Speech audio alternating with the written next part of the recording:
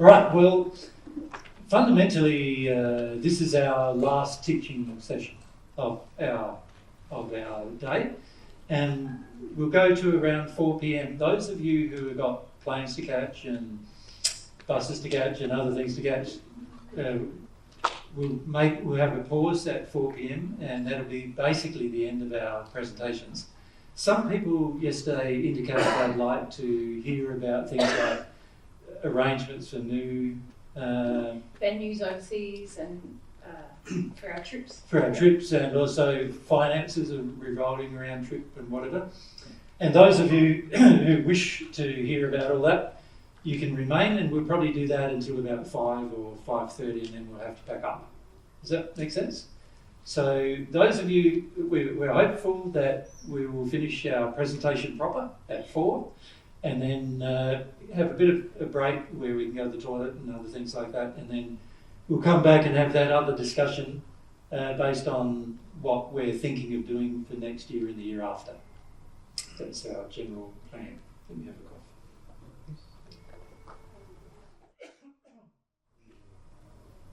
cough. All right, so we thought you can see from our discussion so far, though, that when we started our conversation with you on Friday, I wrote our topic. I'll just get those.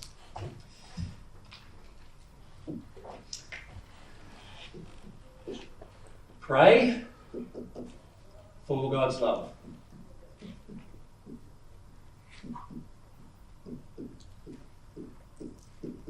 The interesting part of that theme is, for most of you, prayer is a dirty word. It has a lot of religious and other negative connotations, doesn't it? And when you hear the word pray, the average person sort of has a bit of a knee-jerk negative reaction to the word. For many of you, God is a dirty word. In other words, whenever we mention the word God, all most of you feel is a sort of a feelings of negative feelings towards God, like a negative feelings in the sense of, that we've just gone through in the last session. Negative feelings about God's character, God's nature, negative feelings about how God designed us, and all of those kinds of things.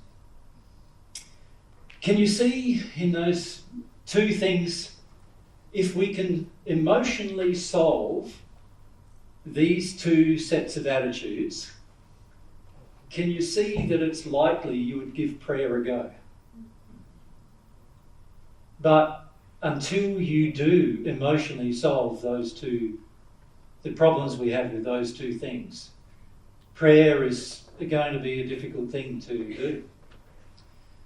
And the books we gave you, the Paget messages that we gave you on Friday, they're going to be encouraging you to pray constantly. And so can you automatically see that reading them is going to be difficult unless those two things are addressed? The word prayer and how you feel about prayer, and also God and how you feel about God. Those two subject matters need to be addressed. Now, I would recommend to you to address them as fast as you can. To work your way through these issues as a priority. Like, put some effort to deal with those two things.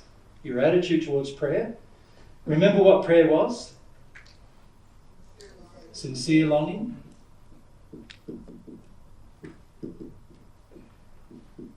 So the attitude towards prayer and understanding what it is really, really important if we're going to have any ability to change our condition of love. We need to receive God's love, but in order for that to occur, prayer must occur.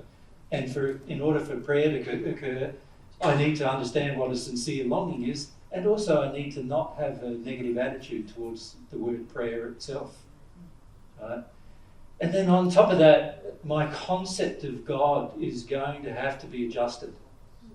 I'm going to have to stop holding on to the concepts that I still believe in my feelings, still believe are true about God. I'm going to have to change that somehow. Now, can you see that's not going to be necessarily an easy thing? Because there's so many emotions that we have about God and the word God and what we've been taught about God and what we've blamed God for and all of those kind of things. There's so many emotions attached to that it's going to require that I deal with a number of those emotions in order for me to have a sincere desire to receive something from God. So my concept of God needs to be addressed. But then we come to the third part of the theme, which is the word love. Can you see that what you believe love is going to have a large bearing on what you think you want from God when you're asking for God's love? Can you see that? And unfortunately for most of us, what love is people meeting your desires, people agreeing with you, people making you feel approved of and accepted, people making you feel like you're important and special. These are the kind of things we feel somebody who loves us does. And it's interesting because that's not the way God loves us. And so the third thing that's going to have to be addressed is my perception about what love is. Now, of course, the fastest way to change that perception is for God to share her love with you so you know what love feels like. But unfortunately, many of us are seeking a different kind of love. So when we long to God for love, we're not longing to God for God's love to be given to us.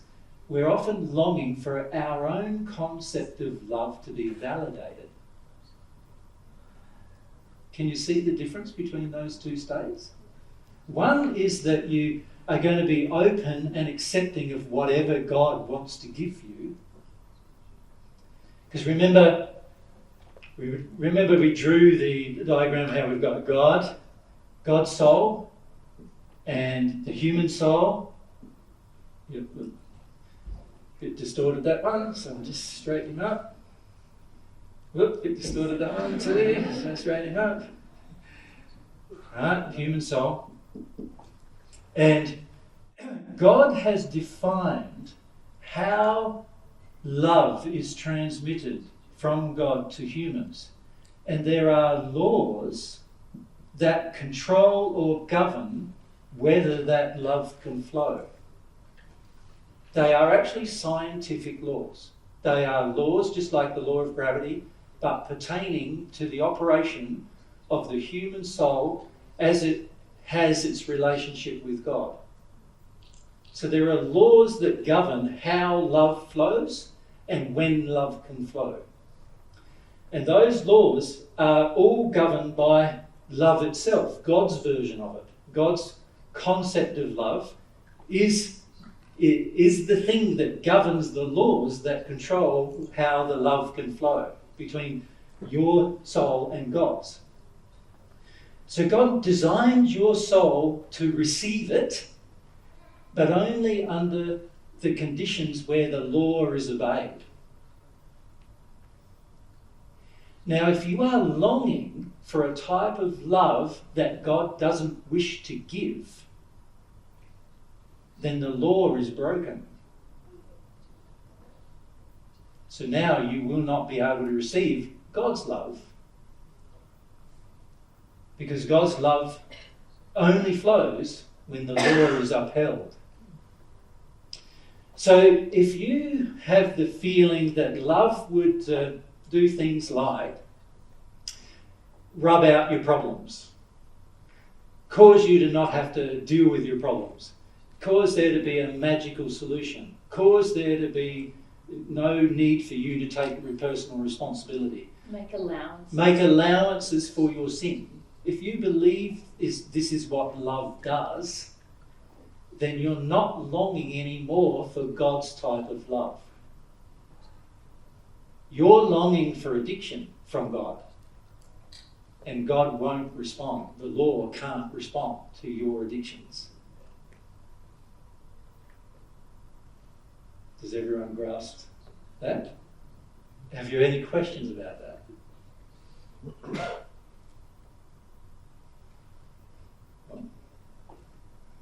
No? You want to leave your hand up?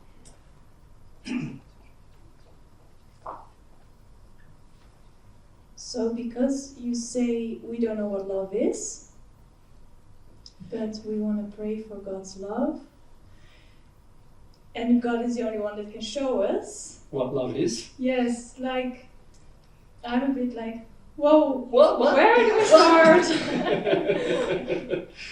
Well, you need to have this sort of feeling of openness towards whatever it is you're going to receive. So you don't have to have established God's definition of love inside of your heart to receive God's love, but you do have to seek God's definition of love and be willing to give up your own definition. Yeah. That's the crucial element. But see, when most of us are encouraged to pray for God's love, we already have a concept of what that love is in our own mind and in our own feelings. We have a concept of what love would give us. And so that concept is often what we're asking for. And remember, the asking is the feeling. So if you have a feeling you want God to meet your addictions, you want God to make you feel good about yourself, you want God to not tell you the truth about yourself, you want God to make out everything's fine when it's not, and you want these things, which is what most people view love to be, then you're not longing for God's love. So we've addressed over the course of the last 3 days, we've addressed praying, what that means and how it feels. We've addressed this issue of God, like, how do I feel about God? Do I really want anything from God? What's my beliefs about God? How I'm imposing my false beliefs upon God, and how much of a blasphemy really of God that is. But we've not yet addressed this issue of what is my concept of love? What do I think I'm going to get? You know, what is it going to feel like when I get it? What do I think it's going to feel like when I get it? Right? And bearing in mind that most of us believe somebody meeting an addiction is love, can you see straight away, if that's the kind of love we're seeking, we can have a sincere and we can have a longing and we can have it towards God, and yet still the prayer not be heard, because we're expecting something different than what God will give us, and we want only something different than what God's prepared to give us. Do you follow? We've got conditions on the prayer, if you like. Yeah. We've got conditions on the love. So it's a lot about finding out our own definition of love and deconstructing that. Not just looking at deconstructing it, but even being, in your belief systems, being prepared to change it. You see, most of us aren't prepared to change our definition of love. You see this a lot in relationships. Like, you know, when we talk to couples, frequently we don't have any personal meetings with people, but in a public setting, often there's small groups that we're talking to, and frequently a couple will say, you know, oh, what can we work on or whatever. And frequently when we talk to a couple, you've got one party, say it's Mary, and she's got her definition of love, and you've got another party, me, and I've got my own definition of love, and I'm asking Mary for love, to love me, but I'm asking for my version of it. So for many men, their version of it is, Mary, you've got to agree with me all the time. Make me feel like I'm a big guy. Make me feel like I'm attractive. Make me feel like I don't have to do any work for you.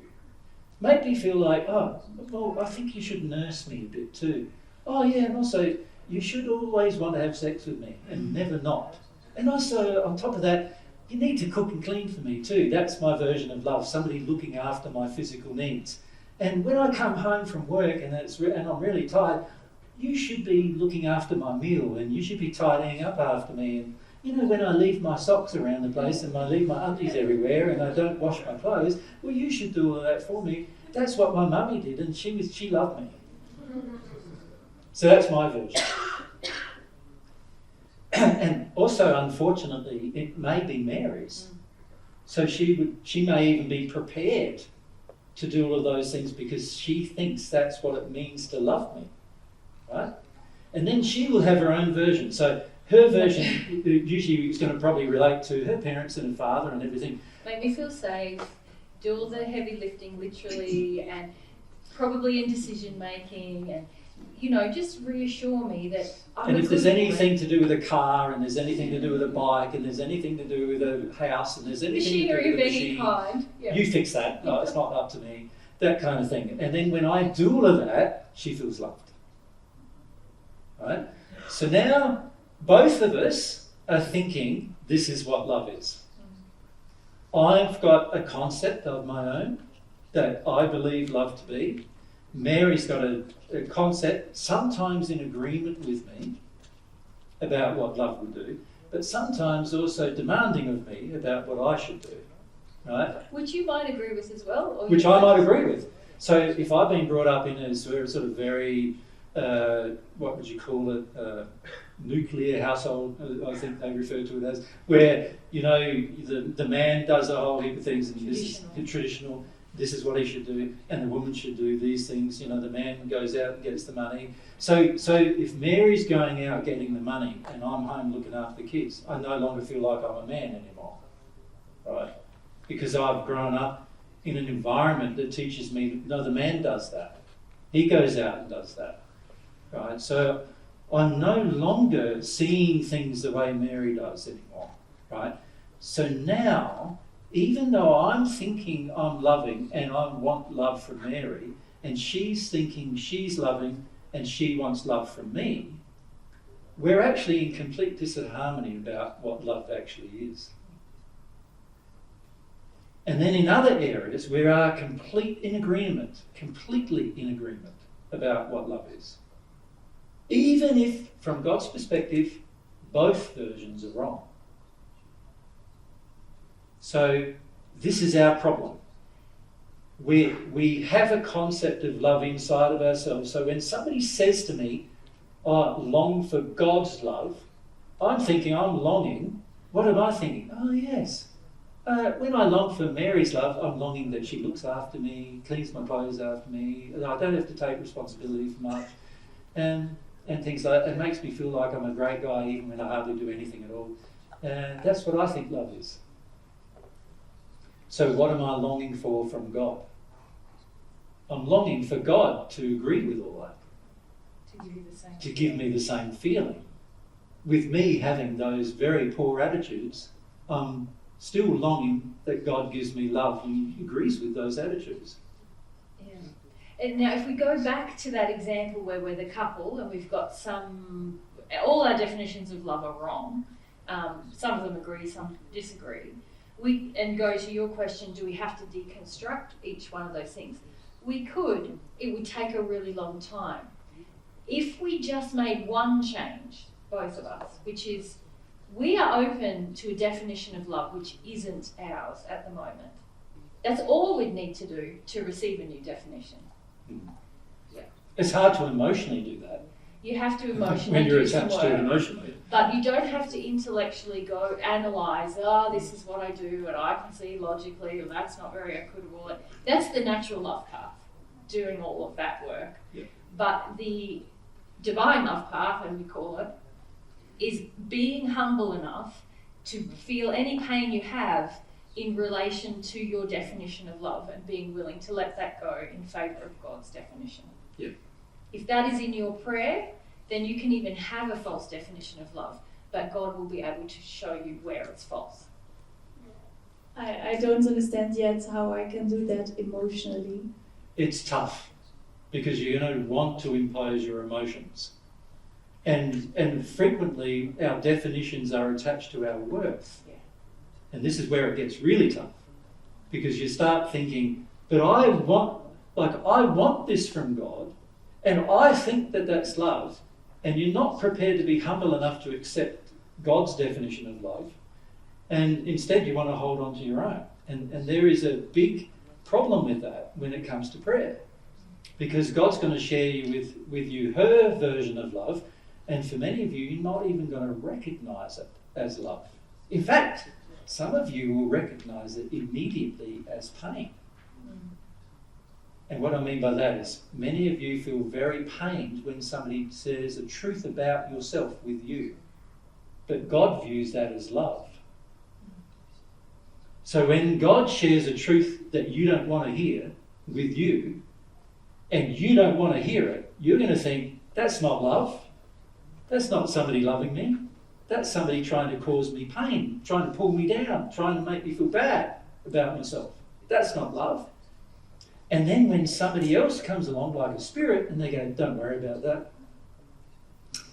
That's not really true. I'll make you feel nice, and they make you feel nice. You go, there's love, there's God. When it's actually a spirit or an evil, it can even be an evil spirit sharing that feeling with you. Right? And this is how spirits get involved in your relationship with God. By your having a definition of one of these three things, God, prayer, or love, you have a definition that's false that you want to uphold, and they will help you uphold it if you want to uphold it. God wants to give you the truth about it. But other spirits who want codependent addictions with you met, they're not going to want to give you the truth about it. So there's many people we meet who say to us they've got a relationship with God, but all we feel is often a very dark spirit who they are calling God, that they have a relationship with, and they have it through their addictions.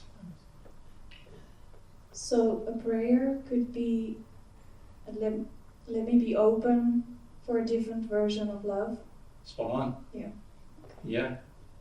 And not only let me be, but I realise I must be. Because all of my versions of love are going to be tainted by my upbringing and my life and my experiences. So it's highly likely that my version of love is going to be flawed. And, you know, we're pretty stubborn about our definitions of love. And we don't often analyse the level of pain that our current definitions of love are creating every day. And I think if you engage with you pray for God's love with the knowledge that, well, my concept of prayer, God and love is going to be altered in this process. And if I can look at my life and say, well, there's probably problems with those three definitions already because I've got quite a lot of dysfunction and things aren't going that well. Remember the list of problems you made? Every one of those is because of your concept of love being flawed. Yeah. I think then it's a process. And it's a process, if you're aware enough to say those three things are probably going to be altered in this process and I'm up for that. And for me, to get up for that, I had to really have a lot of pain in my life and really eventually get humble enough to go, oh, maybe that's not everybody else's fault. Maybe that's because I've got some bad definitions inside of me. But then as soon as you hit that place, you can start to engage with that prayer experiment in a much more humble manner, and things start to be adjusted. Okay. Thank you. Now, Olga, you're just going to have to move over to a seat because that where you're sitting is not in this shot. Sorry for that. Is it also when you start praying a lot that also the spirit attack increases? Like the more you connect? It depends whether your prayer is sincere or not. If your prayer is sincere, the most likely thing to happen is it will decrease. So if spirit attack increases when you pray, then it means that your prayer is not sincere. Yep. So is it that the kind of like peace comes to you when you're connected to God? Yep. Yeah. Always. Yeah. And when you say peace, don't interpret peace to be no emotion. No, but it's like a calm feeling. Well, don't interpret calmness to be the same as peace. Can we say it's like more relaxed? Well, no, you may have intense emotion. Yes. You may cry. Like, you remember Anton, he wanted to cry. The reason why he wanted to leave at one point was because he just wanted to go away and have a good cry. Right? The contrast between the love he was getting from God and the love that he'd experienced all of his life was so great that it just caused him to remember all of the times he was not loved. And so he just wanted to cry about it. You know, he just wanted to leave and cry.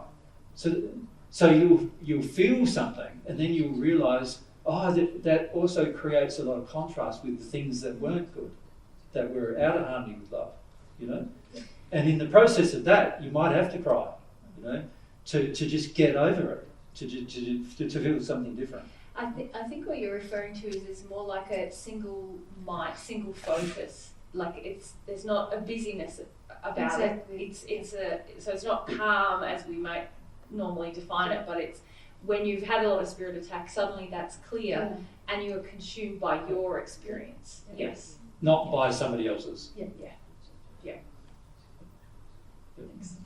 So don't assume that just because you're now in an emotion that it wasn't God, but you've got to be very careful of assuming that just because you feel so nice now, that was God. Because most of the time when you first pray, the contrast between God's love and somebody else's love is so great that all you feel is grief about the other loves. It's so cool, loves, you know. And that's all you feel for a while. So for many people who start the process in the hells, which is where most people on earth are, any person who starts the process there, generally one of the first emotions you experience a lot of is when you start praying and receiving God's love is grief. Right? That's usually the case. Because there's so much contrast between the type of love that God has for us and the types of love so-called, you know, not true love, but loves that we've thought were loves, the kind of loves that other people have or had for us.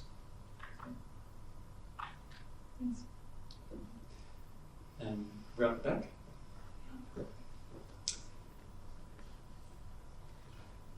When I am, I would say, sort of attempting to pray, but I'm not actually praying because I don't have all of that.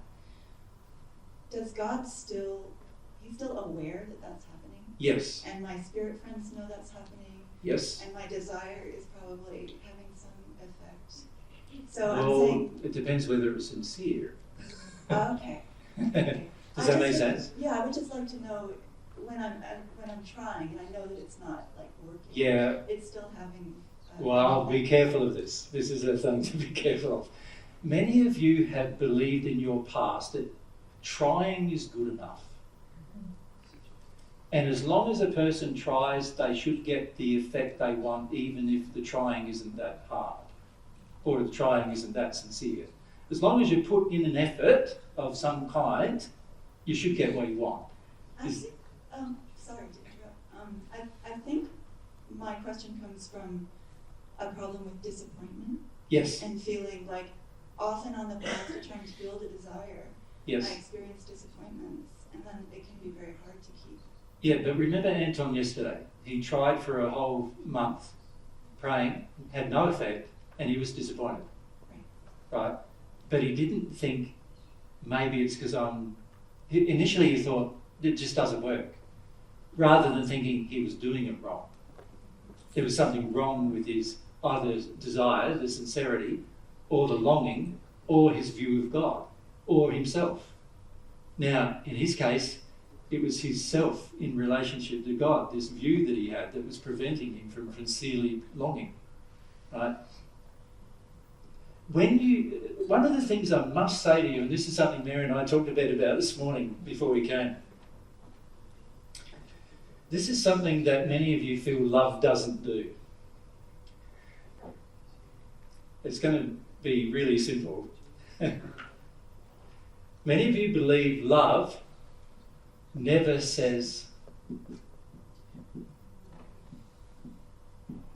what? No. Many of you believe that. This is not true. It's a huge fallacy that you've been taught in this life, that whenever somebody loves you, they will give you whatever you ask for. Not true. There's many things you ask for that are completely out of harmony with love, and if you got them, would destroy your life. Right? So it's good you don't get them. God saying no to you is just as powerful as God saying yes to you. Because when he's saying no to you, he's saying, no, that's not love. No, what you're wanting, there's something wrong with it. So many people want to hear, when we talk about prayer, many people want to hear like, as long as I try hard, isn't that good enough? As long as I try a bit more, doesn't God recognise that and just give me some reward for that? And the answer is no. Yeah. Or God doesn't. this, I didn't know any better and I tried my hardest. Therefore, I should get some compensation, or at least, some positive result from that. Yeah. If not, avoid any negative consequence. Yeah. But there is this underlying sort of feeling in that God would never say no if God loves me. When you begin asking for God's love, God says no more often than yes. And the reason why that is because we have problems with these things so much that we've got to sort some of that out before we can hope to receive God's love. It's very important, this, and I see this happening on earth now, the way children are raised. There's praise, unconditional praise. And actually what that does is it distances the child from reality. Some things aren't good. When you do the maths wrong, it's wrong. And when we just give heap unconditional praise or say, oh, well, you tried your best, it's still wrong. And if that child wants to build a bridge one day, they have to get it right. Otherwise, we'll all fall into the river and die, like the bridge we went over this morning. Yeah. And this is what God is really the same as what God is trying to show us reality. No, Patricia, in reality, it's not sincere yet. In reality, that's not love what you want. In reality... And he recognises that you're trying, but he also recognises you haven't got it right yet. Yeah. And you need to know you haven't. Yeah. And you need to sort that out. And if you are open to that, similar to what we said to Nellie, if you are open to getting it wrong, you won't be as disappointed. If you are disappointed, you'll feel your disappointment. But also in that case, yes, sometimes your spirit friends can come along and say, you've got to look over here, sister, But you've got to be careful of what Jesus is saying, which is, I'll just do what I reckon and not be open to any correction, and I should get a result. Mm. Yeah, it's amazing that this is such an educational process. Yes. It is. Educational.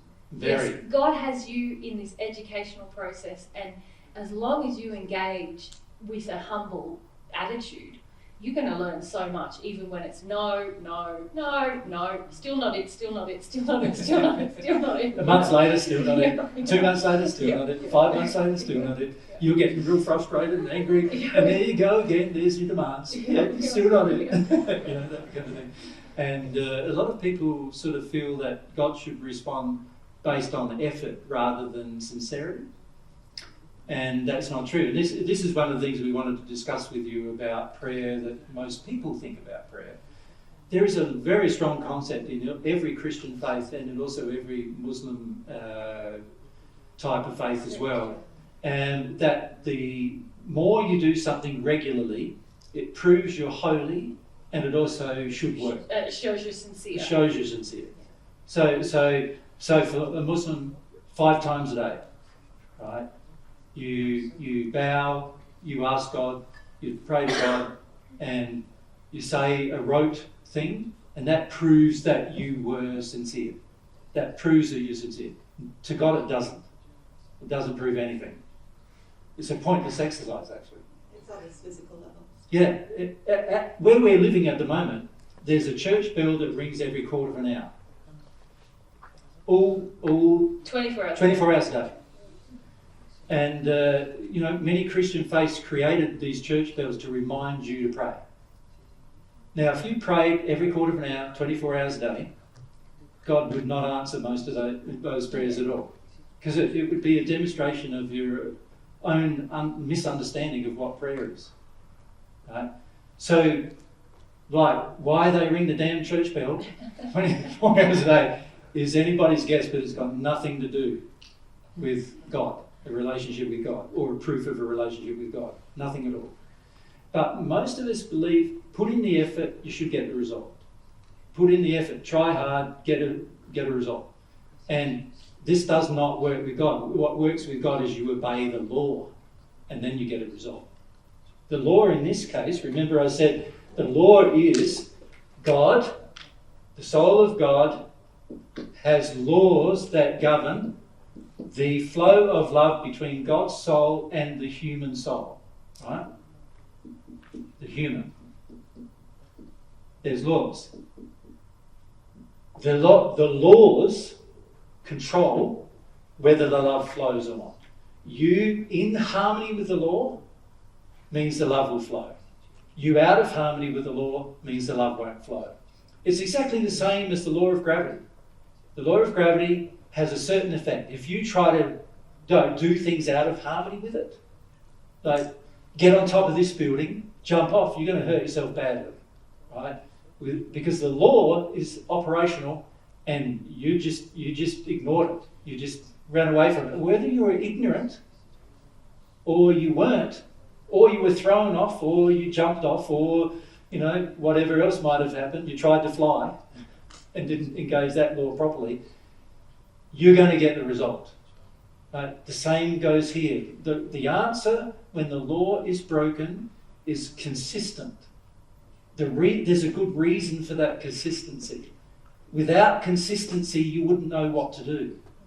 Right? So the reason why God is responding consistently when we ask and we don't receive is because we're breaking the law in one way or the other, and we need to find out how we're breaking it. Right?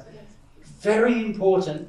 So you'll read one Padgett message where Padgett went to a Christian church and the minister of the Christian church was saying, even if they're not getting any responses from God, well, God's still listening and God's still responding, and it's just that they don't know, right? And the message, I think I wrote it, but the message said, even though the minister thought he was doing a good thing to encourage his followers to pray to God, he actually was damaging their relationship with God, because when God does not answer, there's a reason. Makes sense? And he was basically saying there wasn't a reason. Right? So he's teaching the people he's teaching them that they don't have to abide by the law in order to receive. Right? And this is a fundamental flaw in many teachings on earth, where people believe just the effort is good enough. And it's not. Accuracy is required. Right? And this is what Mary's pointing out. If you applied the education to building a bridge, you've got to be damn accurate. Otherwise the bridge is going to fall down and lots of people are going to be harmed. And you get the good result. And once you know the mathematical equation, it's not hard anymore either. And so this is another key principle of prayer. It doesn't have to be hard, it just has to be the right method. And when you're learning anything, there's you're figuring it out. You are learning. It's not going to be necessarily easy initially, but if you're just like thrashing yourself and like, oh, if I just put more effort, with no attention to getting the right method, then there can't be a result. You'll exhaust yourself. You'll get angry, hopeless. Or if you believe that God's going to just reward the effort without the effort being sincere, or longing, real longing, or that you've got all these false beliefs about good love that you're projecting a God, he should give you that, then of course you're breaking the law, and God can't give you the very thing you think you're wanting And the only way he can tell you is by saying, no, I'm not giving it. Does that make sense? So, in the first century, I used to say to people bringing up their children, let your yes mean yes, and your no mean no. The reason why I said that is that's exactly what God does to you. He lets his yes mean yes, so when he agrees, you'll feel his agreement. When he also lets his no be no. In other words, you're going to feel his no. You're going to feel the absence of the yes. And we need to come to terms with that. As people, we need to come to terms with that. When it comes to a relationship, most of the time we're expecting our partner who loves us to say yes. But actually, many times they should be saying no. So, for example, if I'm coming home, throwing my clothes on the floor and expecting Mary to pick them up and put them in the washing machine and wash them, right? I'm out of line. I'm out of harmony with love. Mary should be saying, no, I'm not doing that. She could even throw them at me and say, you're doing that. And I wouldn't be offended. Does that make sense? Because I'm demanding something that's wrong. I should be said no to under those circumstances. If I come home and I expect the meal to be made for me because I worked all day, right? She's been looking after kids all day and she's been home all day, let's say we've got children. And so I think she should also cook me a meal, that's a part of her role. Well, her saying, no, you're not getting a meal tonight, is good for me. Because it educates me that my demand is wrong. It's out of harmony with love. Makes sense? So you've got to learn, when you love people, you've got to learn when to say no to them too. I've actually said no to many of you already. Many of you have come up and asked for some personal feedback, and I've said no every single time. It's not love. So the answer is no. Thank you very much. Make sense? So we've got to learn how to say no as well as yes. So what you need to say no to is anything that's not loving.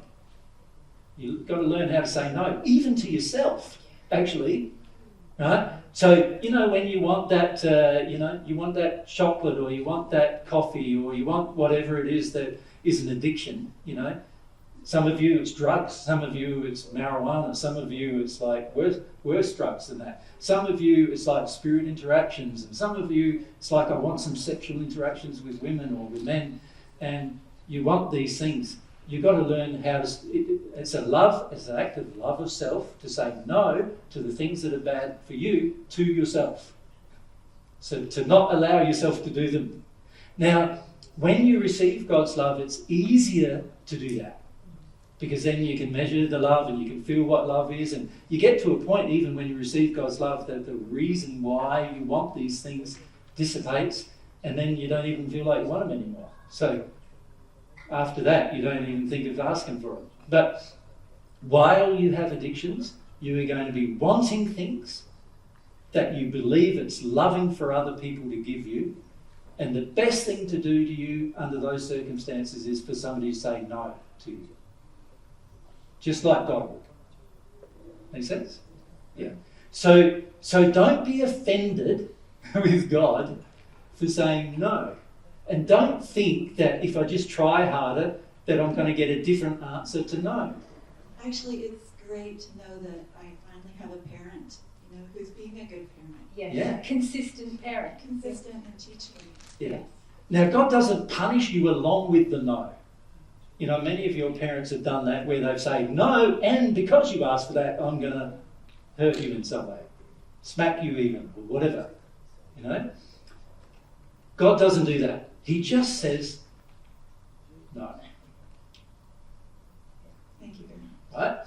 And we need to come to terms with what that no means. For many of us, a person saying yes meant they liked us. And a person saying no meant they didn't like us. And so when God says no, we then presume that God doesn't like us. Not true. He's saying no because it's the best thing he could say in the circumstance. He loves you enough to not give you the things that if he gave you them under the circumstance, your life would be hurt or ruined. So he loves you enough to say no. And by the way, if you're a good parent, you'll love your children enough at times to say no to them too, rather than yes. Yeah. There is this very strong presumption on earth that yes will always be the answer of the person who loves. Many of you act out that with me. You think that because I'm saying I'm Jesus, I should say yes to you all the time. And when I say no to you, you're shocked. Those, what? Like, if he's Jesus, he would have helped me out there. If he was Jesus, he would have answered my question there. If he was Jesus, he wouldn't have just said no and gone on his way. And what I'm trying to do is demonstrate to you the same thing God would, and that is there are times when you need to be said no to because you're in an addiction, and you need to be said no to, by someone at least in your life. Right? And I'm prepared for that someone to be me, even if it's only me. God's prepared to be that someone with you too, even if it's only God saying no. No, everybody else around you says yes, and God's saying no. He's prepared to do that because he knows this is to the long-term advantage of his child. To know when a yes means yes and a no means no. You're not having that. Not from me anyway. Does that make sense? He knows that there are many people who are prepared to give you the things you want even when it's wrong to do so. But he's not going to be one of them.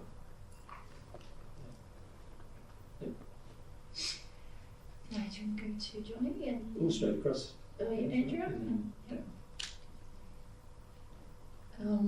I guess I have a question about how to make sure that you're talking to God and not to spirit, because I guess I'm a little bit afraid that 15 years down the line I will have thought that I was talking to God, and then turns out I wasn't. Well, firstly, I must say, when you're talking at all, you're talking to whoever is hearing you. So an example of that is, if I'm talking in this environment, 100 or so of you are here, so you're all hearing me, maybe. Whether you let it in or not, it doesn't matter, but you're all hearing me. If I'm sitting alone, thinking I'm alone, talking to God, I'm not only just talking to God, I'm also automatically, anybody spiritually who is around me is hearing me. They're all hearing me, right? Now, of course, if I'm saying it silently, there are some spirits that can't hear that because I'm not developed to hear that.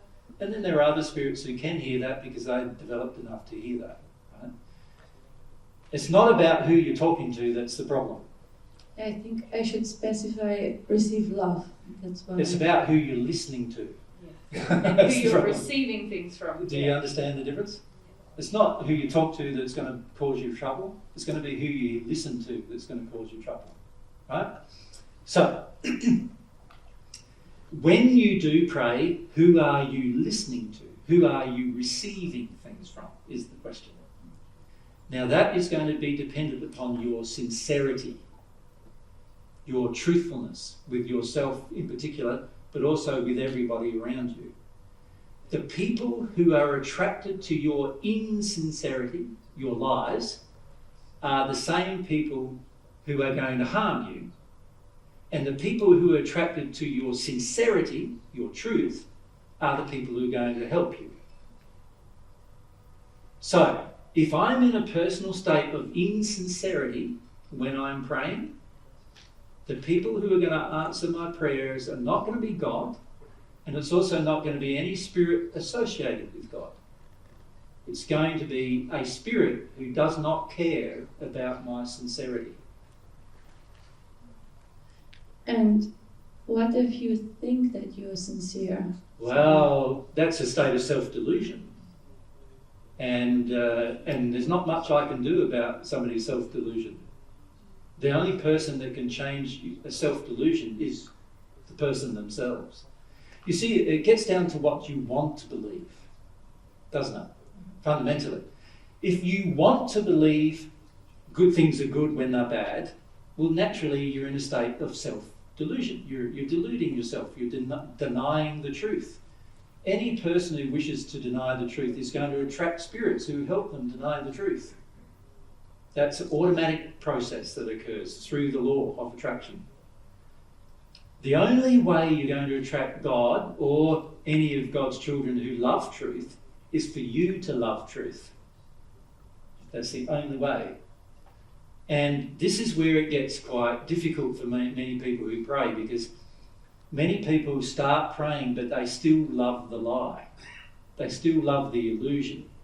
And obviously the answer from God is no under those circumstances, because it's not in harmony or in agreement with God's law. But the answer from spirits who love delusion is going to be yes.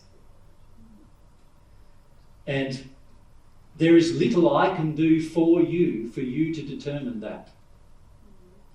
Can you see that what's required of each person is to cultivate this desire for truth about self, about God, about about the universe, about who they're speaking with, who they're attracted to, and that's something very personal that only you can do.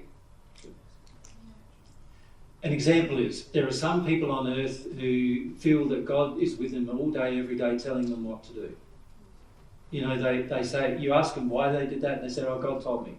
And then they ask them, why did you do this other thing? Oh, God told me to do that too. And did you not question it? No, because God told me. And you say, how do you know it's God? Well, God told me it was God.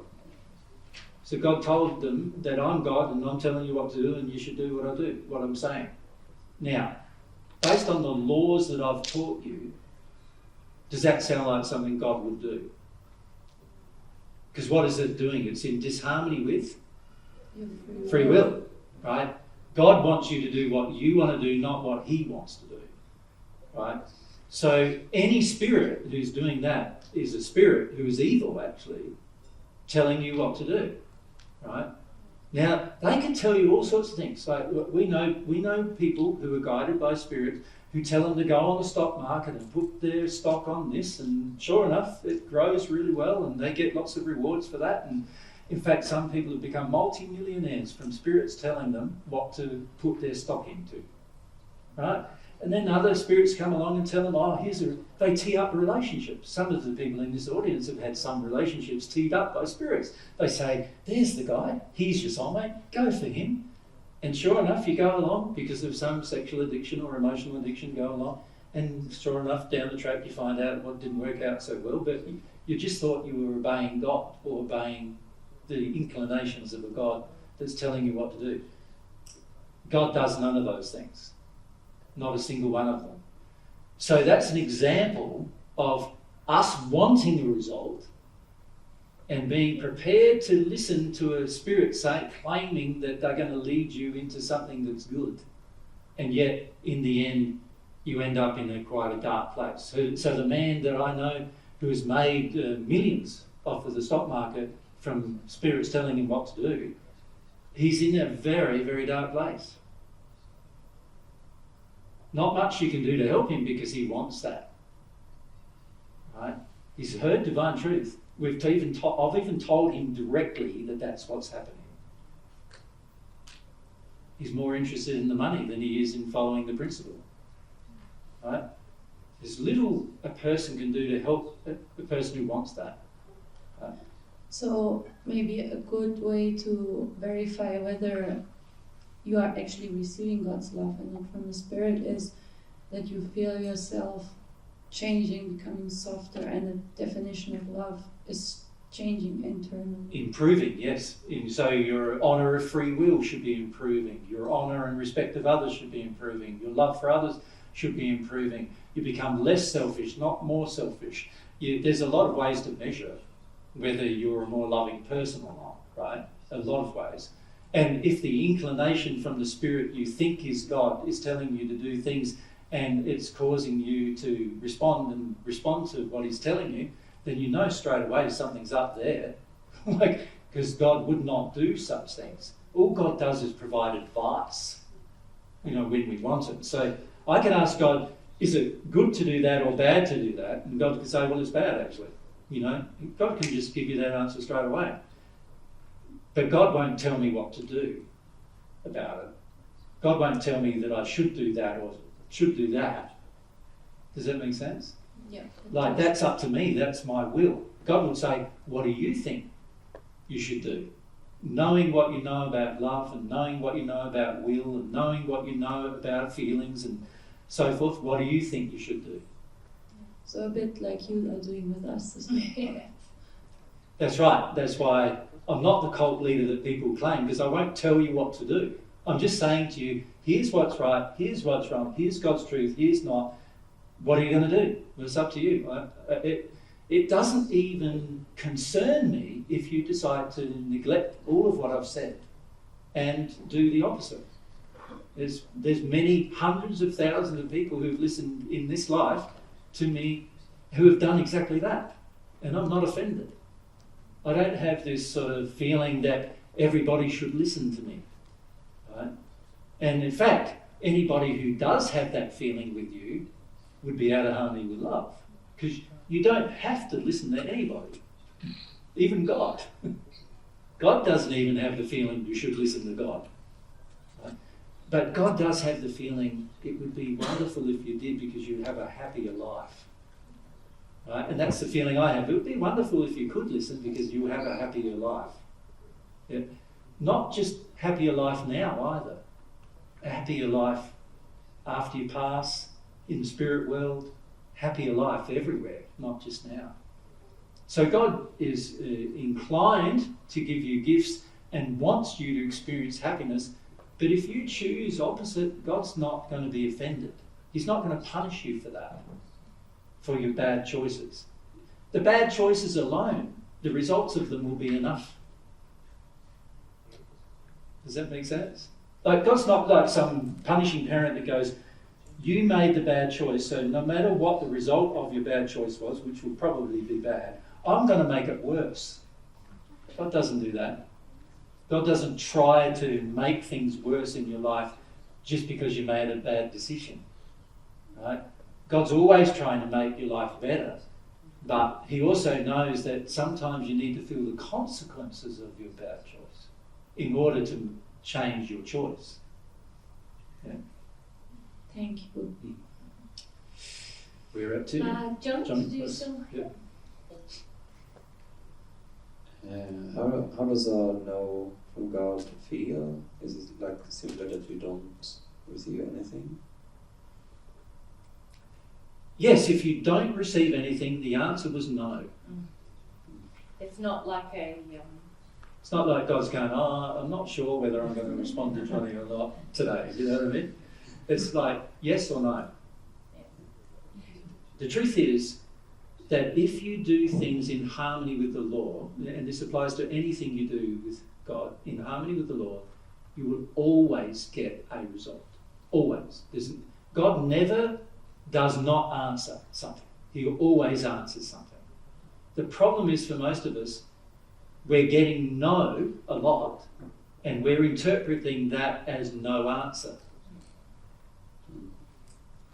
But God wants to answer you. The answer is either yes or no. And if you had a feeling from God when the answer was no, you'd think that's yes. So God's got to give you no feelings in order to give you a no. And also, it's not the kind of no on earth. You know, often no, as Jesus was saying earlier, is accompanied by a projection of you should be ashamed, or you're lesser than, or you're a bad boy now, because it's a no. It's just when you're praying and there's no response, it is no response, meaning no. Of course, there's the conscience, though, which can give you very clear yes and no feelings that are more internal. Yeah. So you can ask God for love, and the answer is nothing. You get nothing. But you can then ask God for some truth, and all of a sudden you get some inspiration. Bang. Ah, that's why when I asked, there was nothing. Now I got an answer as to why there was nothing. Does that make sense? But I've got to want to know that. That's the operation of the conscience. And God's interested in giving you truths, yes or no answers, but he also wants to give you love, which is a feeling. But he can't indicate a no with the love. He's just got to indicate the absence of it. Make sense, John? Yeah. So you can ask God direct questions with your conscience, like what is right, what is wrong kind of questions, and you will get direct answers from God about that, yes or no, yes or no. But when it comes to love and you ask God for love and you don't get any, that's a no. Okay. Thank you. Yep. Does everyone understand? Really, like, what I love about it is this. It's so simple. It's like, I'm not getting anything from God? The answer was no. Isn't that wonderful? It's like when you ask your parents something, what happened? They go, oh, maybe, or maybe later today, or maybe later, or oh yeah, I'll do that, but they don't, and then or oh no, I'm not going to do that, but later they have a change of heart and then they do. Or it's very confusing, isn't it? In the end, and what you learn with your parents is all I've got to do is ask more persistently, and I'll get a different answer. Ask a different parent. Negotiate. Yeah, negotiate. If I ask more persistently, I'll get a different answer. So many of you have been trying the same approach with prayer. You've been thinking, if I just be more persistent and I just try harder and I just make, God knows that I'm being sincere, I should get a different answer than no. But that's not going to happen. If the answer is no once, there's going to be no every single time in that same state. Unless I adjust. Unless you make an adjustment, then there's a change, and then the answer might be yes based on the adjustment you've made. Right? But if the answer is no once, it's going to be no 1,000 times. So what's the point of trying the same thing 1,000 times if the answer the first time is no? If the answer the first time is no, then look at why there would be a no. I know it sounds simple, but what I've learned is that in this life in particular, in the first century not so much, but in this life I learned, well, most of my prayer, the answer was no for a long time. And it took me time to come to terms with the fact that God was just saying no to me on a lot of issues. And then once I started looking at why, I could see why the answer would be no there, And now when I look back and I go, I'm so grateful that the answer was no most of the time. Because if the answer was anything other than that, I would have gone down a completely different track. And it would have been disastrous for me. Right? Yeah, and even for me, it's if I had have had a response, it would have reinforced all of these falsehoods that I had about what was reasonable, what was loving, what I was entitled to, all these things that actually needed correction because I was creating a lot of pain and suffering in my life. And if God had have responded to me in my pleadings or my negotiations around those issues, I wouldn't have changed. I wouldn't have realised, eventually, a lot of us on earth in our sin, we're blaming externally all the time. Oh God, see my problem, it's because these people have really hurt me, or it's really hard for me right now, or this is how is this even reasonable? You think this is reasonable? This is not reasonable. You should see it's not reasonable, or why are people expecting this of me? And a lot of it is all externalized. If God responded in those times, it'd be validation. Oh yeah, you're right, it is somebody else's problem. When God doesn't respond, you come to a point where you realise, that was good that God didn't respond there. Because actually I wasn't humble yet. I wasn't willing to look at me. I was demanding other people change rather than look at my own character. So let's just for a moment look at decisions that you face when it comes to God. So when it comes to asking God questions. So a thing called a decision tree, or you've heard of that? Yeah. So if you ask a question of any kind, what are the general possibilities on earth for the answer?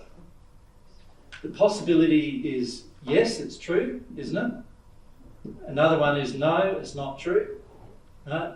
But there are many other possibilities offered on earth as well, aren't there? What are they? Maybe. Yes. Sometimes. Yeah. Later, yeah. Sometimes. I don't know. Later. Yeah, later. Or further conditions and so forth, right? Can you see, for many of us, this is why we've become so confused about our decisions and our requests. Because there's so much of a variety of different responses that humans give to a question. And if you look at it fundamentally you could say, I suppose, there's yes, no and maybe, right? But there's no maybe with God. But for me there is. Like, you ask me a question, if I can give you a yes, I'll give you a yes. If I can give you a no, I'll give you a no. But if there's nuances to it, I'll give you the nuances to it. But in the end, it'll be a yes or a no. But when it comes to things I don't know anything about, well, I don't know. Maybe yes, maybe no, I don't know. I'm a limited human, right? I don't know everything. So I can't answer a yes or a no to something I don't know, right? So some people ask me, like, how long has God existed? I don't know. I'm assuming infinite, so therefore forever historically and forever in the future. But I got no idea. It's impossible for me to know, right? Where does God live? I don't know. I can feel God, and God's tried to show me where God lives and everything, but I got no concept of it whatsoever. Like, he's tried to emotionally show me where he lives and everything, and I can't grasp it. Like, it's beyond any physical thing to grasp. It's outside of the universe. There's nothing tangible that is in my history that I could relate to. I don't know, is the answer. I've got no idea. How many children are there of God's? Well, I don't know. I don't know because I don't know how many universes he has. He might have made 10 of these, or hundreds of them, or maybe even an infinite number. I don't know. Like, this universe is a constrained space in time and space, and he could have created, he's infinite, he could have created billions of them. I don't know. I don't know how many children he has. I can ask God, and I have. And it's like, mostly a lot of these answers come from God. It's just that way too many for you to understand how it's possible. And I go, okay. I just need more love from God to understand more. You know what I mean? That's the point of it. But on earth, we're going all these options. Yes, no, maybe, try harder, whatever. And so when it comes to asking for something on earth, we're thinking a no is not a no. We're thinking the no is maybe a maybe later, maybe a sometimes, maybe when my mum feels better, then it's a yes. Maybe when Dad's happy, or Dad had sex last night, let's ask him now. That kind of thing. Then it will be a yes. But he's feeling bad today and Mum's denied him sex for a whole week. Well, then it's a no. We don't know. We don't, and we're taught this as children. Unbeknownst to us, we don't even understand as a child why Mum and Dad are actually saying yes or no most of the time. And so we learn, all we've got to do is ask again the same way, at a different time. And there'll be a different result. And we're taught, and through this experience, we're taught that you just got to be persistent, and you just got to ask again, and you just got to do this, and you've got to do that, and you've got to make them feel good at the same time, and you've got to do this and that. And then, if I butter God up, I say, oh God, you're so wonderful. Aren't you such a powerful being? Like, you're so wonderful and special. Can I have something now, please? Do you know what I mean? That's the kind of way we emotionally think. We think we can butter him up. We think we can, make her feel good about herself, or make her feel better than she already does, or something, and everything will change. And none of that's true. Right? None of that's true. The decision tree with God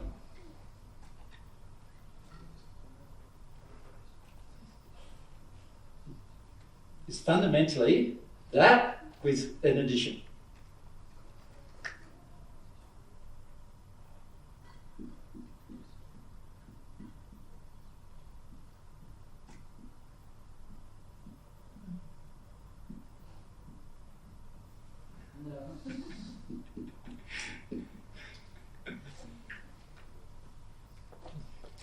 Do you know what I mean by that? Where we ask an original question, the answer is either yes or no. If the answer is no, we can ask the question, is there more to it? The answer to that question will be either yes or no. A lot of times I've found there's a lot more to what I'm asking. And a lot of times I'm just not asking the right question. And all I've got to do is learn how to ask the right question. it's very hard for somebody to share truth with you when you're asking the wrong question. Have you found that in the past? If you think about it from a mathematical point of view or an English point of view or a language point of view, there is a certain way of doing something, but often we're just not asking the right question. So this is what we find here in Portugal. I don't speak the language. So I'm looking for, there's very uncomfortable beds where we're staying. So I'd like to get a mattress topper. But what's it called in Portuguese? Well, it's called a topper of a mattress. It's called a topper, but they're only little thin things. I'm looking for this thick thing. Like, there must be one of those here somewhere, but I don't know what it's called. I don't know the right question to ask. Right? Until I do, I'm not going to find the thing I want.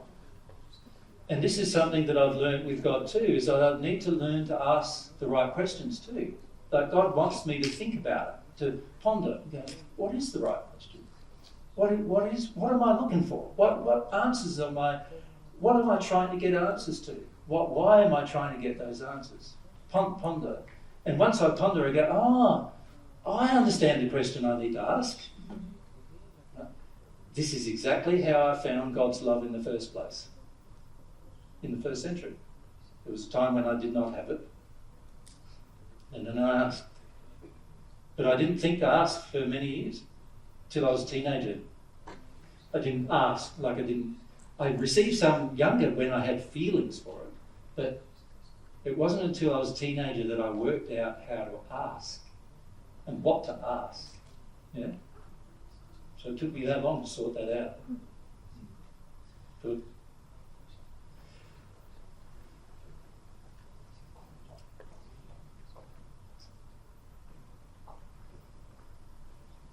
So I've heard you talk before about purifying desires. Is this effectively the process? Okay. Yeah, it's really simple. What I love about God is God tells me when my desire is off. That, whenever there's a no, I know something's wrong. Either my sincerity is wrong or my longing is wrong. My desire is wrong. In other words, my desire is out of harmony with love. Right? So one of those two things have to be wrong if I don't get answers. Just one of those two things. So I know, okay, sincerity. Do I feel I'm sincere? I try to analyse am I sincere or am I trying to skip over something? Am I trying to avoid something? Or it's like, when you think about first having an interest in God, there might be some curiosity, but there might also, so you might feel like, I desire that relationship, but also I don't want to be overwhelmed.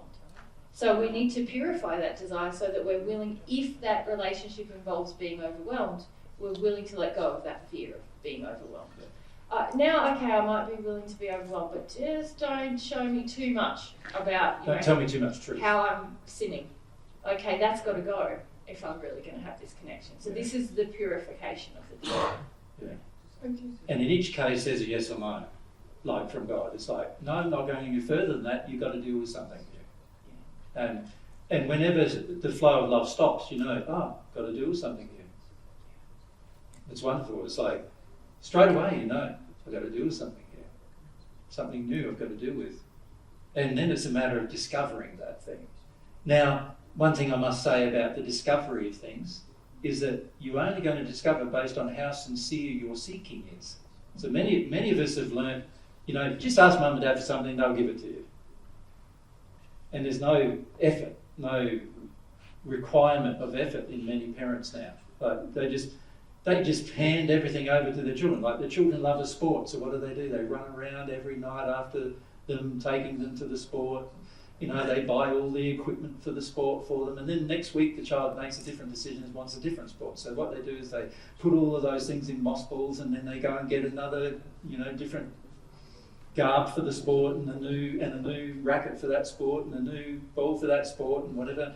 And then they run around after them with that sport, and then the child says, I want something different. And all this does is teach the child that it doesn't have to do hardly anything but have a thought, and somebody else will meet the desire. That's not how God works. I've learned that God only meets sincere seeking desire. Right? So once I realise sincere seeking desire, then I go, okay, Now I know something inside of me has to change in order for my desire to be passionate. In order for my desire to really want to do something. Yeah, because sometimes, as an example, you get a no, what you think is a no, and then go, oh, I won't bother with that then. Rather than that, well, there's just something out of harmony in my desire that I need to look at, rather than giving up and moving on to the next thing. Correct. So the seeking of truth in this process is it's really important. Very important. Yeah. And love and truth, as we've always said, to hand in hand with each other. You can't have one without the other. So it's very important to understand how God works. You know, God's a very, very good parent. There's no manipulation of God. There's no, pleading with God. There's no, manipulating God's agenda through your own action. There's no, making out with, you can't make out to God. I'm trying hard, and get a result. Just like you could do all of those things with your parents. And you learn to do all of those things at school, with your parents, all the way through your own history, right? Fake it till you make it. Yeah, that's right. Fake things till you make it. That's in a way, a new age adage, isn't it? Fake it until you make it, and then you'll get there in the end, and all that kind of stuff. No, none of that actually works with God. Not a single thing. Isn't it good that it doesn't? Because if it did, how confusing would it be? God's not a confusing parent. God doesn't want to make your life more difficult than it needs to be, than it already is. What God wants to do is say, when you ask for something, the answer is going to be yes if it's sincere, in harmony with God's love and in harmony with your passionate desire. The answer is always going to be yes. Right? He's going to want to give it to you. If he can, he'll do it. Right? When I say if he can, sometimes the things you ask for involve people, and he will try to influence those people to give them to you if he can. He will. Right? But he's not going to influence them beyond their will. Right? So he can only influence them if their will is in agreement with his. Right? And he's not going to do anything more than that. But if he can do it, he will. Right? There's many, many, many things you've already received, and you didn't even know that God actually gave them to you through his will, being exercised, encouraging others to give them to you. And this happens consistently from God all the time. But most of us don't see it like that. We see it like when somebody gives us some funds that we need, for example, we think, so thankful for that person who gave them the funds, rather than thinking, how much were they motivated by God to do that? And my pure desire to use those funds in a loving manner, how much was that motivated by God? Most of us have no idea. The same goes with everything we receive. The whole reason why you're even sitting in the chair you're in listening to divine truth is a lot about what God decided to give you and motivating us to do it for him. Right? Because my will's in agreement with his on the matter. Right? This happens all the time in your life, and most people have no concept, because we just have this very flawed concept of God, thinking he's so far off and not interested and doesn't care. It's just little old me. What would he want to do for me anyway? Rather than seeing how God sees yourself even. You are the pinnacle of his creation, and he loves you dearly, and he wants to bring you joy. That's how he feels about it. It's wonderful, eh? What's the time?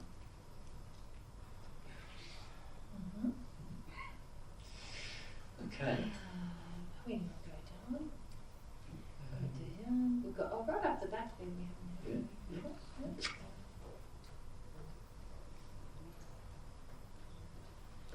How does it feel to get an answer from God? And how do you know? Is it different from like your intuition? Different from your your intuition. Yes. Well, let's talk a bit about intuition firstly. Your intuition is not yours, for a start.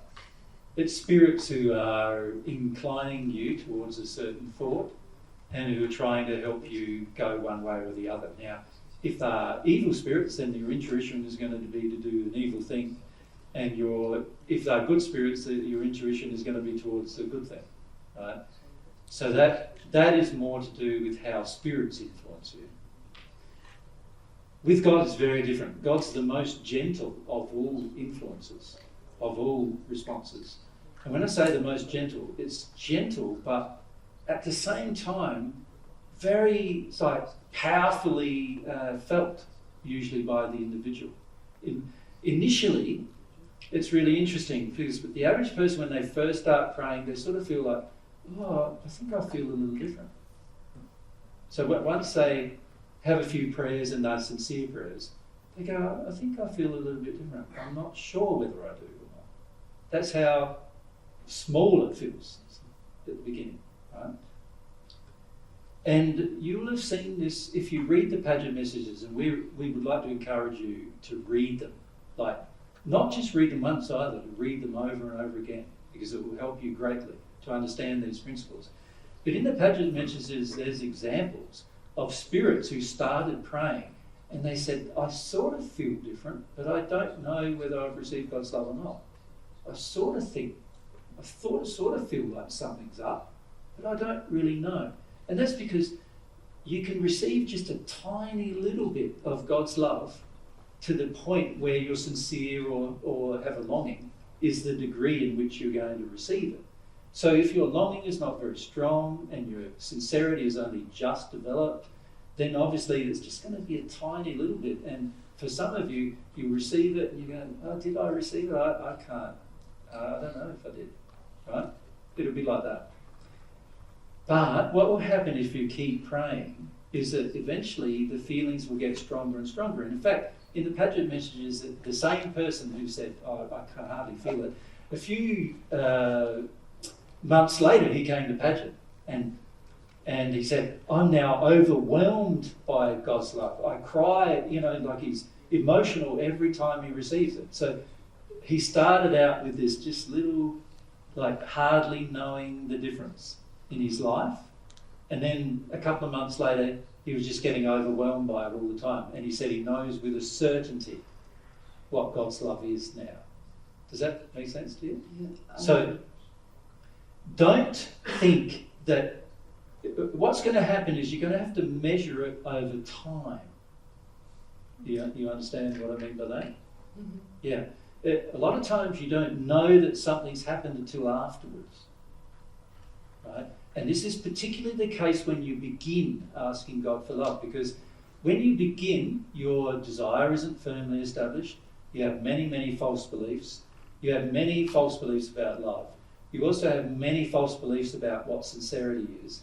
And so the moments you have sincerity, a lot of times it will just be a fleeting few seconds, if that sometimes, and you'll just receive a little, it's like I think of it as one of those eyedropper things, as long as it's boom, dunk, on the soul. It's sort of like an eyedropper of water on the soul. And initially, many of you will barely notice something, if at all. But if you persist, eventually what will happen is you'll notice yourself, if you measure yourself now versus what you used to be, you will measure changes. And then also, as you get used to emotion, you get used to intensity of emotion, you get used to feeling, you get used to how sensitive you are to your own feelings. These things will grow to the point where every time you ask, you'll be overwhelmed by God's emotion. Does that make sense? Yeah, but I also, if for example you ask God, should I go there? Well, what did I say earlier? Is God going to answer Is that? God going to answer that prayer? God's going to say, do you want to go there? Okay. If you ask God, should I go there? Well, God can't answer that prayer. It's not in harmony with free will. You have free will. You're allowed to choose to do whatever you want. Mm-hmm. Yeah, no, I get it. Yep. So he won't answer that prayer. But if you say, what loving options do I have? God's perfectly happy through the conscience to share with you as many of the loving options as you can cope with. Make sense? But if you say, which one of them do you want me to choose? God's not going to answer that question. Can you ask, is it a good thing for me to go there? Well, you can, but you can ask whether it's a good thing or not, a moral thing, you could say, a truthful thing or a good thing. You can certainly ask that. But if you keep asking it without any resolution in yourself of why it is moral or truthful, then you're not sincere. No. So God wants you to get to the stage where you know what's moral. You, in your heart, know what's truthful. When you receive God's love, you will know. But before then, you go, ask about this, ask about that, ask about this, ask about that. And God's going to say, well, now, how easy do you want everything? And what you're versus what are you going to learn? Yeah, what you're going to attract in that state is a lot of spirits who are not interested in you developing your loving will, just interested in having experiences through you in your life. Yeah. So something that's very important about God is God has this education process about our free will. Remember, we talked about that a bit on Friday, I think. But we have immense potential in this free will. And every time we try to give it up by saying, oh, should I do this or should I do that? That's really saying, I don't want to learn about love. I don't want to learn about my free will. I just want to be told what to do. So God, on principle, would never answer such a question. Makes sense? You'd go against God's desire for you. Yeah. God wants you to have such a strongly developed desire in love that you know exactly what the loving thing is to do and you want to do it. But it's inside of you. And firstly, you know your desire. And then you want to know if it's loving or not. And then you want to refine the desire in harmony with love. And then you're willing to act on it. But you need to be passionate enough to act upon it in order to act upon it. Yes. It's not like, oh, should I maybe, or will I? God wants you to have passionate desires. Yeah. Yeah. Like, I really feel like I've got to do that, and I really feel like I want to, and I really know it's in harmony with love, and I'm going to do it. That kind of feeling. That's what God wants you to have, not, oh, maybe not. Oh, if it goes well, I'll do it. No, if it doesn't go that well, I think I'll give it up. No, God doesn't want to see that, because that is not a developed will. Yeah? He wants to see your passion, desire.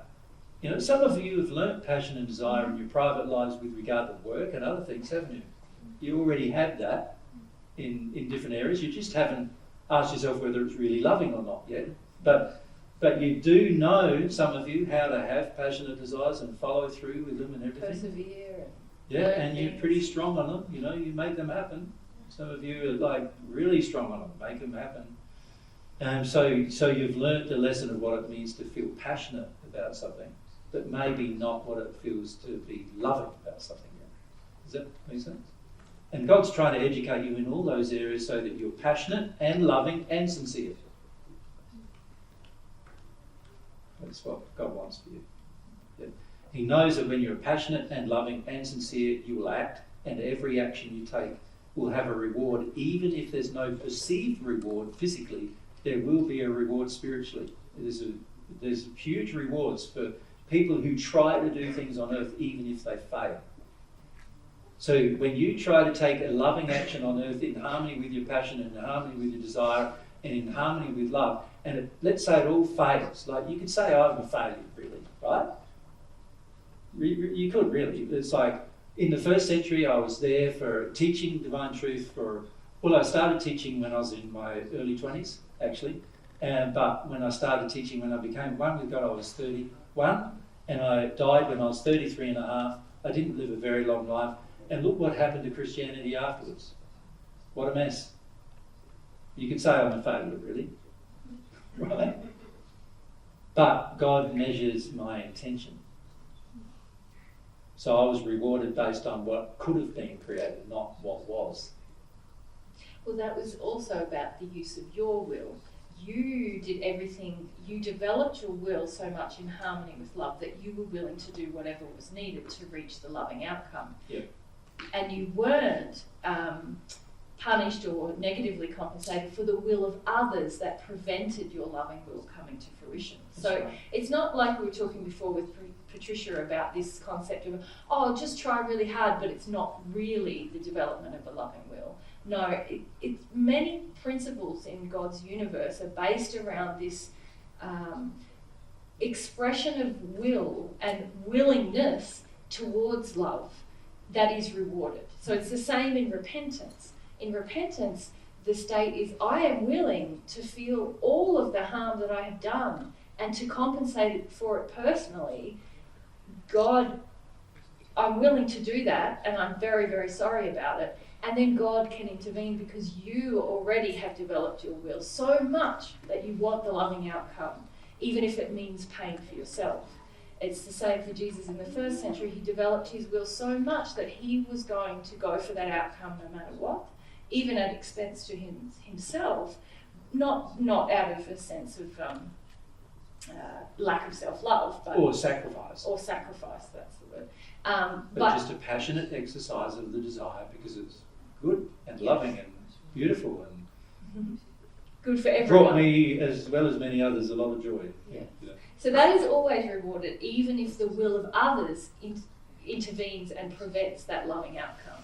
But if we don't have that initial state of I'm going to do what is loving and I'm passionately going to do it with everything that I have, then the reward is not there because obviously we haven't developed that loving will. But God always rewards the loving will. Yeah. And will never reward denial of will. Yeah, and never rewards you asking for him to tell you what to do, because that would be a complete denial of your own will. It would be a complete abdication of your own responsibility to make a decision. So this is why whenever people say they get told by God to do something, they weren't told by God to do something. They were told by somebody else. Yeah. And you can frequently tell because many of the things they're told to do are pretty bad.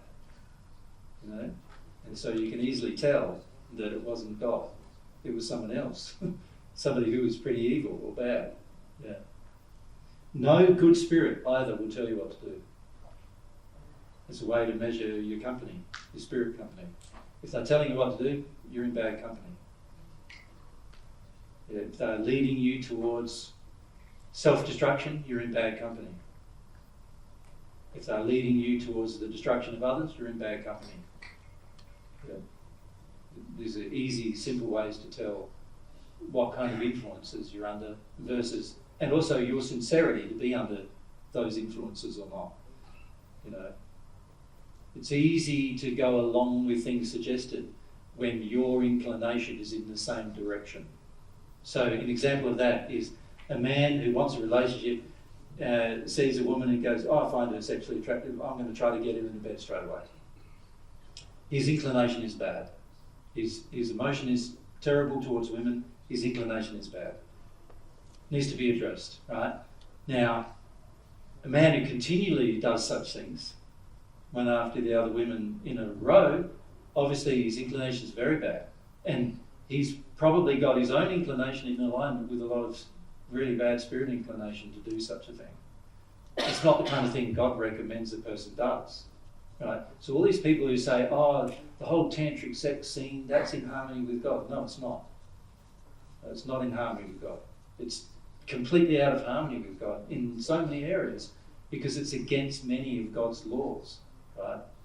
So, and it's not because of the sex so much as it is because of many other things, power, control, manipulation, and all the other things, spirits involved in it and so forth. There's so many things wrong. And when you are sensitive to God's inclination, you will know what they are. Right? So it is easy to tell what is right and wrong, to be honest. Very easy, as long as your inclination is to want to know what is right and wrong. But it's very hard for a person to tell what is right and wrong from God's perspective when their inclination is to do whatever it is they want. Regardless of whether it's right or wrong. Very hard to tell then. Because you're going to be, oh, I'm inclined to do that, must be right. I'm inclined to do that, must be right. Oh, I don't want to do that, must be wrong. No. So very easy to tell the difference. The problem we have, many of us, is that we don't understand our inclinations, our desires. We don't grasp how sometimes evil they are.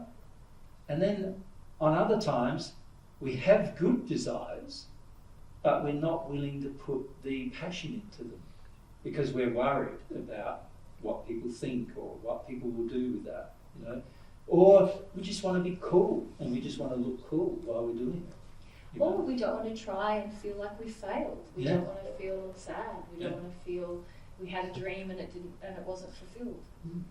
Yeah.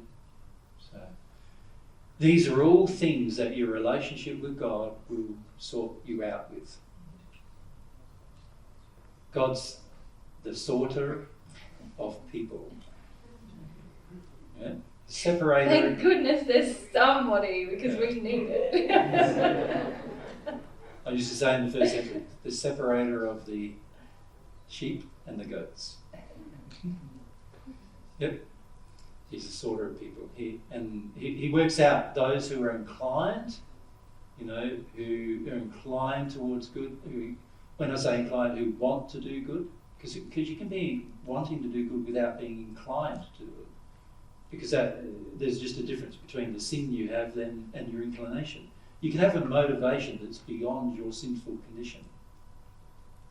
You can be motivated to do good even though in your heart there's a lot of things I do bad and I've got to sort that out. You can still be motivated to do good. And so, there's two parts of you. Also there's your current condition and then there's your inclinations to your future condition. And God knows all that about you. He knows your inclination. He knows whether you're inclined towards further badness or inclined towards goodness. He knows these things about you, and he's trying to sort you out to help you be happier with all of those things. So hopefully in this discussion so far, you've gotten some picture of what God's desires are for you. Right? Got some picture of how God feels about you as an individual, and that he wants to help you. He wants to make your life better, happier. He doesn't want to make it more difficult. He knows that people don't have that inclination. He knows that people around you often do wish to make your life more difficult. People around you often do wish to harm you, right? He knows that. But that's not his intention. His intention is always to help you grow happier, be happier. He's kind and compassionate to your circumstance, but he doesn't tolerate your bad behaviour. He's not going to get an unruly child and say, you're not unruly. He's going to say, yeah, you're pretty unruly. You do bad things. Yeah, you do. He's going to be honest with you about that. And this is the beautiful thing about God, is that he desires to share the truth and his love with you so that your life becomes happier sooner. Beautiful. He's a beautiful parent. Yeah. Mummy loves you. She cares about you. She wants what is best for you. She cares about your life, your welfare, your future, not just your life here on earth, your future, happiness, welfare, forever for your future. She cares about all that. She wants your desire and love. The one thing she does not have is your love. She doesn't own your love. You do. So she's desirous of receiving your love. Every child who loves her, she feels, and she enjoys the relationship with children who love her. It's beautiful. All right, well, it's time for another break, I think. Time for a relief. And should we sort of close here and say, if people want to hang around, we'll have some discussion about sort of Well, really, it's for people who'd like to be involved in future planning of events, isn't it? Not just involved, but who want to understand why we plan events the way we do, Yeah. and what we're working on in the future, considerations we have. We discuss a little bit about finance as well, you know, so Mary and I want to be open with you about what our finances are, and why we're sort of limited in different ways of doing different things. So the discussion afterwards will turn to a more, what I'd call... Worldly. Well, Earthly. yeah, I suppose you could say material matters, Yes, that's shall we that's- say. But obviously for us, dealing with some material matters is important if we want to share truth with you. You know, we want you to come to a venue where you can sit and not feel a numb bum after after an hour or two, where you're able to sit and listen and participate. We like a venue where you're not interrupted by noises outside, and where you can be a bit more absorbed in what's going on. You know, we obviously want to provide venues too where, you know, where everybody who wants to come can come, because last year we found that there were a lot of people who booked to come and then they didn't come, and they prevented other people from coming. So what we're trying to do in this trip is try to get bigger venues where anybody can come, and if you don't want to come, you don't have to, type of thing. And you don't have to unbook or book, you know, you just come.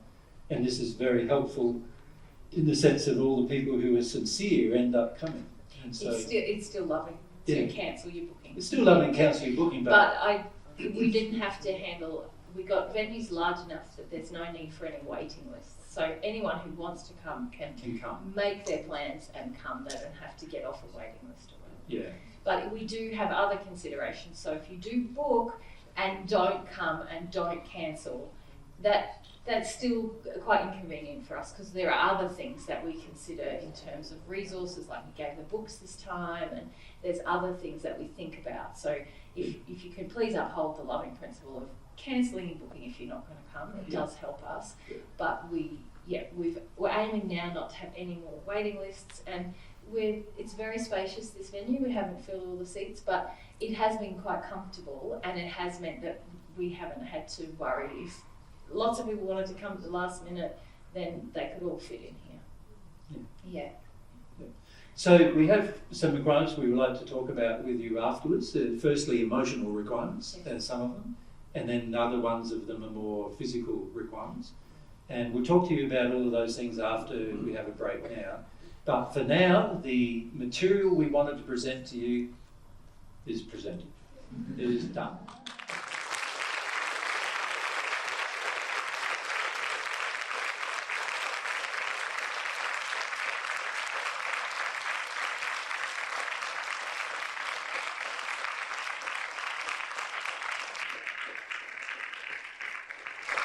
Now, for those of you, we know some of you have got planes to catch and flights to catch and other things to do. So please don't feel bad about leaving now. And those of you who are left over, if we could have you sort of in this section here when we're talking to you, so you're closer to us, that'd be great. And we're just going to talk about some more mundane material matters after the break.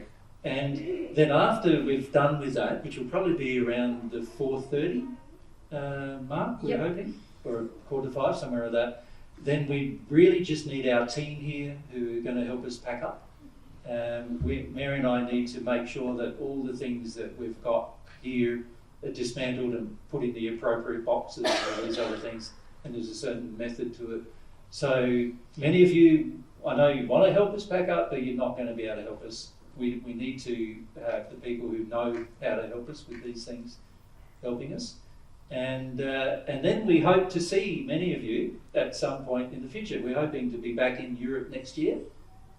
Sometime, it'll probably be sometime like September-ish next year, so about a year from now.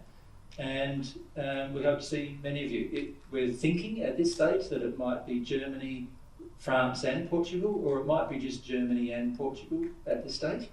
But we'll be back here in Europe next year, probably just after this time again. Probably more late summer sort of thing rather than early summer. Yeah. So plan.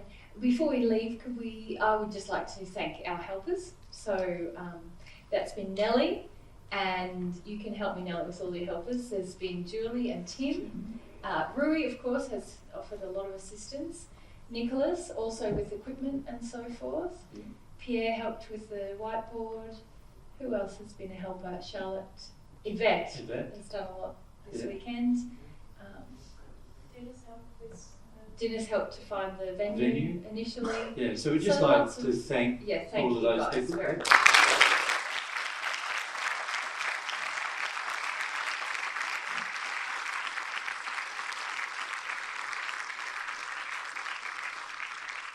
Now, there's one person we'd like to thank, which we haven't thanked, and that is the person actually who paid for our trip. There's one person who paid for this entire trip, and his name's David. He lives in Cyprus, Malta.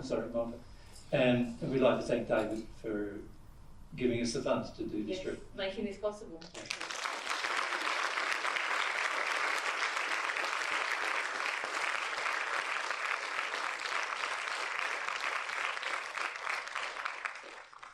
David? Yes. Great. Yeah. All right, so now we just have a short break. And so if we just can be you make here it at 3:45. 4:45? Just 10 minutes. Thanks. If that. Can you pause for a second, Jodie? No, just take a photo. Okay. Just put this down. Oh, yes, it would be nice.